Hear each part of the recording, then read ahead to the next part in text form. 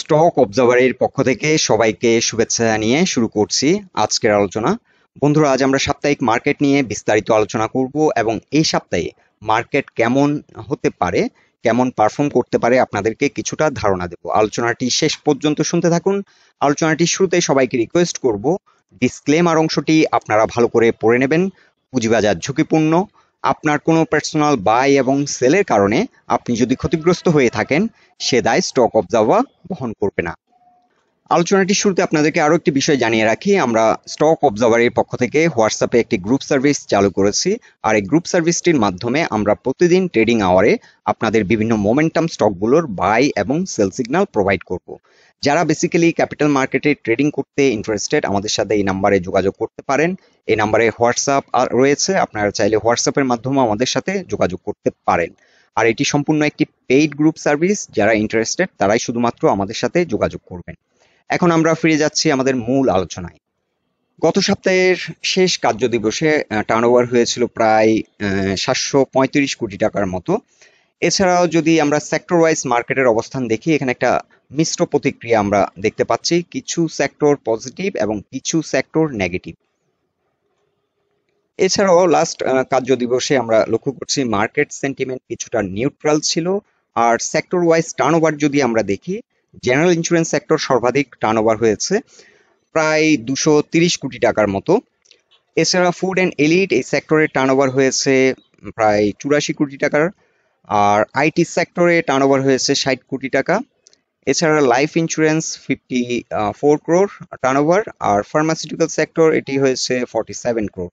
So মূলত এই সেক্টরগুলোতেই কিন্তু টার্নওভার বেশি হচ্ছে, এই 4-5টি সেক্টরে, এবং কিছু কিছু সেক্টরে কিন্তু ধারাবাহিকতা নেই টার্নওভারের মধ্যে।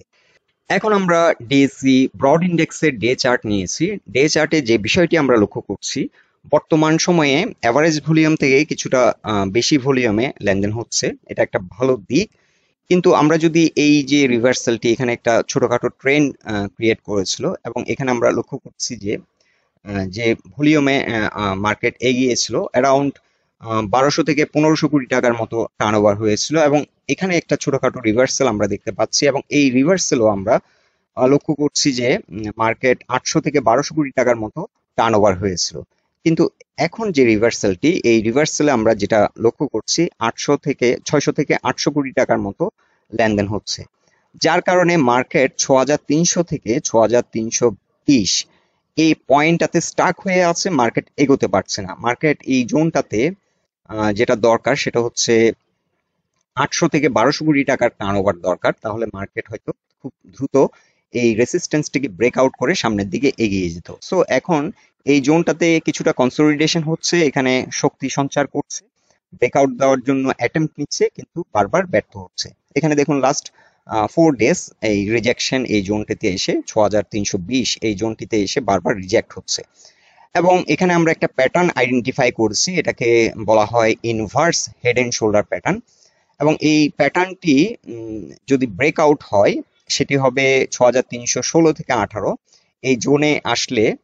যদি এই জোনের উপরে উঠে যায়, তাহলে এটি কিন্তু ইনভার্স হেড এন্ড শোল্ডার প্যাটার্নের আন্ডারে চলে যাবে, এবং এই প্যাটার্নের আন্ডারে গেলে মার্কেট হয়তো কুইক প্রাইস অ্যাকশনের মাধ্যমে 6380 এই পয়েন্টকে অ্যাচিভ করতে সক্ষম হবে। সো এখানে ইম্পর্টেন্ট থিং হচ্ছে, আমরা যে এই লাইনটি ড্র করেছি, এটি একটি রেজিস্ট্যান্স হিসেবে কাজ করছে এই লাইনটি, এবং এই লাইনটি অতিক্রম করলে এটি মার্কেট তখন এই প্যাটার্নের আন্ডারে চলে আসবে, যেটাকে আমরা বলছি inverse head and shoulder pattern. এবং এই প্যাটার্নের আন্ডারে আসলে মার্কেট অনেকটা গতি পাবে। এবং এখানে যেটি গুরুত্বপূর্ণ বিষয় সেটি হচ্ছে 6321 কিংবা 20 এই রেড লাইনটি 200 এক্সপোনেনশিয়াল মুভিং অ্যাভারেজের একটি রেসিস্ট্যান্স লাইন। এই রেসিস্ট্যান্সটিকে যদি অতিক্রম করতে পারে, তাহলে মার্কেট আরো গতিশীল হবে। আপনারা হয়তো দেখবেন যে অনেকগুলো স্টক যেগুলো এখনো ফ্লোর প্রাইসে অবস্থান করছে, সেখান থেকে হয়তো ফ্লোর ভেঙে কিছু নতুন করে কিছু স্টক উপরে উঠে আসবে এবং প্রাইস অ্যাকশন করবে। সো মার্কেটের জন্য এখন দুটো খুবই গুরুত্বপূর্ণ দিক, সেটি হচ্ছে এই যে আমরা ট্রেন্ড লাইনটি ড্র করেছি 6318 কিংবা 16 এই জোনটিকে অতিক্রম করা। আরেকটি গুরুত্বপূর্ণ রেসিস্ট্যান্স সেটি হচ্ছে 6320, যেখানে 200 এক্সপোনেনশিয়াল মুভিং এভারেজ এই রেসিস্ট্যান্সটিকে অতিক্রম করা।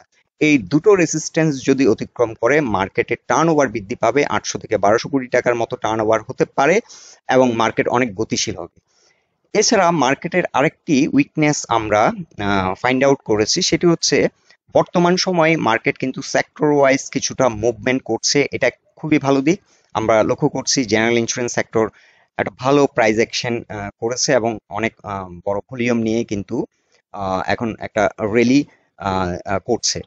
সো এটা একটা ভালো দিক। তার কিছুদিন আগে আমরা লক্ষ্য করেছি লাইফ ইন্স্যুরেন্স সেক্টর ভালো একটা র্যালি করেছিল এবং ভালো ভলিউমে কিন্তু লেনদেন হয়েছিল। আর লাস্ট ট্রেডিং সেশনে আমরা যেটা লক্ষ্য করছি আইটি সেক্টর কিছুটা প্রাইস অ্যাকশনে গেছে। সো সেক্টর ওয়াইজ কিছুটা মুভমেন্ট হচ্ছে, এটা মার্কেটের জন্য খুব ভালো দিক। এছাড়াও সিলেক্টিভ কিছু স্টক পারফর্ম করছে এবং লো পেইড কিছু স্টক পারফর্ম করছে। কিন্তু মার্কেটে যে বিষয়টি আমরা মিস করছি সেটি হচ্ছে বড় পেইড আপের যে স্টকগুলো like BSc, like Lafarge, square Pharma, Orion Pharma, এই টাইপের কিছু স্টক এখন আমরা দেখতে পাচ্ছি যে পারফরমেন্স একেবারেই হচ্ছে না। যেমন এই যে রিভার্সালে আপনারা হয়তো লক্ষ্য করেছেন বিএসসি প্রায় 140 থেকে 50 টাকার মতো 150 টাকার মতো প্রাইস অ্যাকশন হয়েছিল এবং ওই সময় অন্যান্য স্টকগুলো ভালো পারফর্ম করেছিল। লাফার্স প্রবাবলি আমার যতটুকু মনে পড়ে 85 এর মতো প্রাইস অ্যাকশন করেছিল, কিন্তু এখন এই স্টকগুলো কিন্তু একেবারেই স্টাক হয়ে আছে, একেবারেই নন পারফর্মিং স্টক হিসেবে কিন্তু এখন অনেক নিচে অবস্থান করছে। সো এই স্টকগুলো যদি উপরে উঠে আসে তাহলে ইন্ডেক্সে যে একটা ভালো একটা প্রেসার আসবে এবং ভালো একটা ইম্প্যাক্ট ইন্ডেক্সে আমরা দেখতে পাবো। কিন্তু general insurance sector as a sector এটা লো পেইড একটা সেক্টর হওয়ার কারণে এই সেক্টরের বিভিন্ন স্টকগুলো প্রাইস অ্যাকশন হওয়া সত্ত্বেও ইন্ডেক্সে কিন্তু ইন্ডেক্স মুভারে তারা কিন্তু খুব কম কন্ট্রিবিউট করে। সো ভালো একটা ইন্ডেক্সে কিন্তু ইম্প্যাক্ট আনতে পারছে না।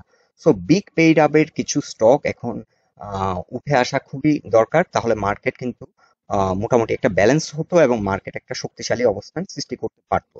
সো এই যে রিভার্সাল এটিকে আমরা একটা মডারেটলি স্ট্রং একটা ট্রেন্ড ক্রিয়েট করতে যাচ্ছে আমরা বলবো, বাট এটাকে একটা সুপার স্ট্রেংথ একটা ট্রেন্ড আমরা বলবো না, কারণ আমরা কিছুটা ল্যাকিং ভলিউমেও আমরা লক্ষ্য করছি এবং ওভারঅল মার্কেট স্ট্রাকচার যেভাবে মার্কেটটাকে ডিজাইন করা হচ্ছে সেখানেও কিছুটা উইকনেস আমরা দেখতে পাচ্ছি। সো এখন ডিএসসি ব্রড ইন্ডেক্সের জন্য সাপোর্ট পয়েন্টই হচ্ছে 6303 থেকে 4, এখানে 20 এবং 50 এক্সপোনেনশিয়াল মুভিং অ্যাভারেজের সাপোর্ট লাইন। এই জোনটি স্ট্রং একটি সাপোর্ট, এই জোনের উপরে থাকলে মার্কেট পারফর্ম করবে, কিছু কিছু স্টক কিছু কিছু সেক্টর পারফর্ম করবে। আর আমরা যেটা আপনাদেরকে অলরেডি বলেছি মার্কেট যদি ব্রেকআউট দিয়ে এই প্যাটার্নের আন্ডারে চলে আসে এবং 200 এক্সপোনেনশিয়াল মুভিং অ্যাভারেজের উপর ঘুরে দাঁড়াতে পারে, মার্কেট কিন্তু একটা সুপার বুলিশ মোমেন্টাম ফর্ম করতে পারে এবং সেক্ষেত্রে এই যে আমরা টার্গেটটি সেট করেছি 6380, এই টার্গেটটি অ্যাচিভ করতে খুব বেশি সময় নেবে বলে আমরা মনে করি না। সো লেট আস সি এই সপ্তাহে কেমন পারফর্ম করে। এই ট্রেন লাইনটি ব্রেকআউট করলে মার্কেট অনেক গতিশীল হবে, আমরা বিভিন্ন স্টকগুলোতে ভালো একটা প্রাইস অ্যাকশন লক্ষ্য করব। সো বন্ধুরা, মার্কেট নিয়ে এটাই ছিল আমাদের অবজারভেশন। আলোচনাটি যদি আপনাদের ভালো লেগে থাকে অবশ্যই পোস্টটিকে লাইক দিন, আর আমাদের সাথে থাকার জন্য আপনাদের অসংখ্য ধন্যবাদ।